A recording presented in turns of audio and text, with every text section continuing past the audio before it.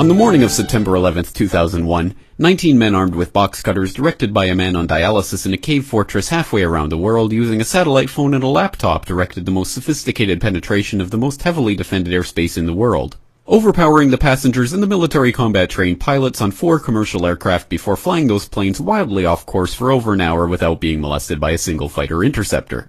These 19 hijackers, devout religious fundamentalists who like to drink alcohol, snort cocaine, and live with pink-haired strippers, managed to knock down 3 buildings with 2 planes in New York, while in Washington a pilot who couldn't handle a single-engine Cessna was able to fly a 757 in an 8,000-foot descending 270-degree corkscrew turn to come exactly level with the ground, hitting the Pentagon in the budget analyst office where DoD staffers were working on the mystery of the $2.3 trillion that Defense Secretary Donald Rumsfeld had announced missing from the Pentagon's coffers in a press conference the day before, on September 10th, 2001. Luckily, the news anchors knew who did it within minutes. Osama bin Laden. The pundits knew within hours. Osama bin Laden. The administration knew within the day. Terrorists who committed these acts and those who harbored them. And the evidence literally fell into the FBI's lap. That a hijacker's passport was found blocks from the World Trade Center crash site, if you can believe that. But for some reason, a bunch of crazy conspiracy theorists demanded an investigation into the greatest attack on American soil in history. That investigation was delayed, underfunded, set up to fail, a conflict of interest, and a cover-up from start to finish. It was based on testimony extracted through torture, the records of which were destroyed. It failed to mention the existence of WTC-7, Able Danger, P-TECH, Sibel Edmonds, OBL and the CIA, and the drills of hijacked aircraft being flown into buildings that were being simulated at the precise same time that those events were actually happening. It was lied to by the Pentagon, the CIA, the Bush administration, and as for Bush and Cheney, well, no one knows what they told it because they testified in secret, off the record, not under oath, and behind closed doors. It didn't bother to look at who funded the attacks because that question is ultimately of little practical significance. Still, the 9/11 Commission did brilliantly answering all of the questions the public had, except most of the victims' family members' questions, and pinned blame on all the people responsible, although no one so much as lost their job, determining the attacks were failure of imagination. Because Nobody in our government, at least, and I don't think the prior government that could envision flying airplanes into buildings. Except the Pentagon, FEMA, NORAD, and the NRO. The DIA destroyed 2.5 terabytes of data on Able Danger, but that's okay because it probably wasn't important.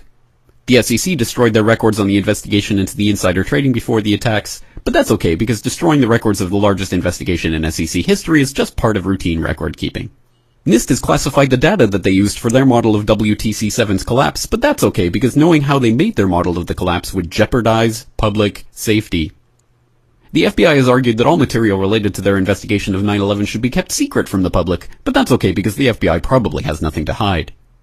This man never existed, nor is anything he had to say worthy of your attention, and if you say otherwise, you are a paranoid conspiracy theorist and deserve to be shunned by all of humanity.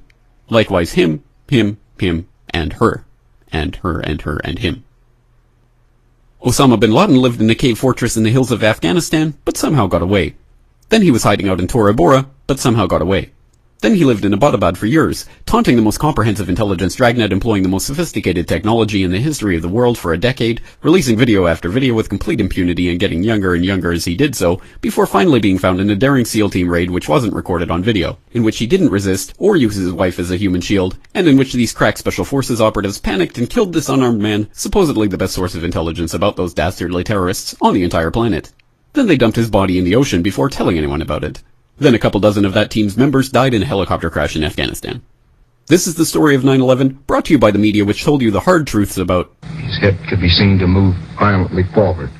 And they took the babies out of the incubators. And mobile production facilities. And the rescue of Jessica Lynch. If you have any questions about this story, you are a batshit paranoid tinfoil dog-abusing baby hater and will be reviled by everyone.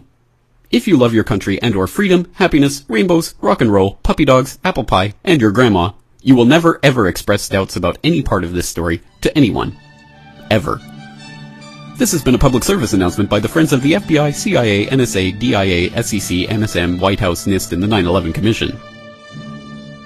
Because ignorance is strength.